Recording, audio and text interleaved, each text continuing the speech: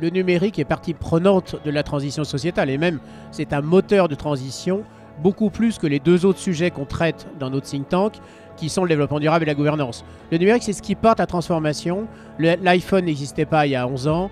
Les bases de données, on a besoin du numérique partout et le numérique nous tire en transformation. La question, c'est pas de traiter du numérique pour le numérique, de la même façon qu'on ne doit pas traiter de l'environnement pour l'environnement, mais bien dans un esprit de transformation sociétale, de repenser le bien commun, d'autant qu'on est aujourd'hui 7 milliards, qu'on sera 9 milliards en 2050, et d'autant que les générations les plus jeunes sont interconnectées. Donc pour la première fois de l'histoire de l'humanité, ont conscience que les autres vivent comme eux en synchronicité.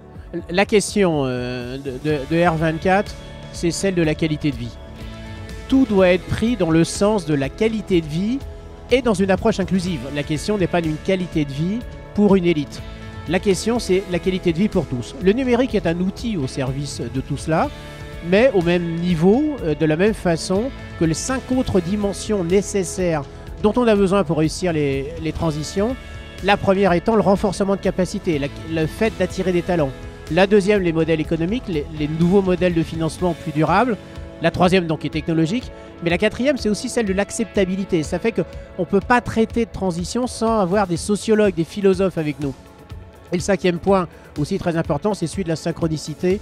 On ne peut réussir des transitions positives que si on prend en compte qu'on évolue tous à des vitesses complètement différentes. Évidemment, ça nous renvoie à la question générationnelle. On a besoin de données pour faire évoluer les choses, ne serait-ce que parce que quand on dit à quelqu'un il faut que tu changes tes comportements, il faut être capable de mesurer le fait que le changement de comportement est bien quelque chose de positif. On est face à une question prioritaire aujourd'hui du CO2, mais qui s'oppose aux questions de diesel. Le fait que de rebasculer sur l'essence fait qu'on a des véhicules qui augmentent leur émission de gaz à effet de serre. Et c'est un élément important. Donc on a besoin de transformer tous ces modèles-là et on a besoin de données, de mesurer. Mais évidemment, les données sont tellement volumineuses aujourd'hui qu'il faut repenser complètement le modèle. Évidemment, aller vers plus de blockchain, qui est la seule façon de garantir une authenticité et une transparence de ces données, mais aussi en étant capable de bien gérer l'éco-conception des machines et des logiciels qui gèrent ces données, et donc de diminuer, mais de façon extrêmement drastique, les consommations du stockage de données et du partage de données, et ça doit être aussi une priorité.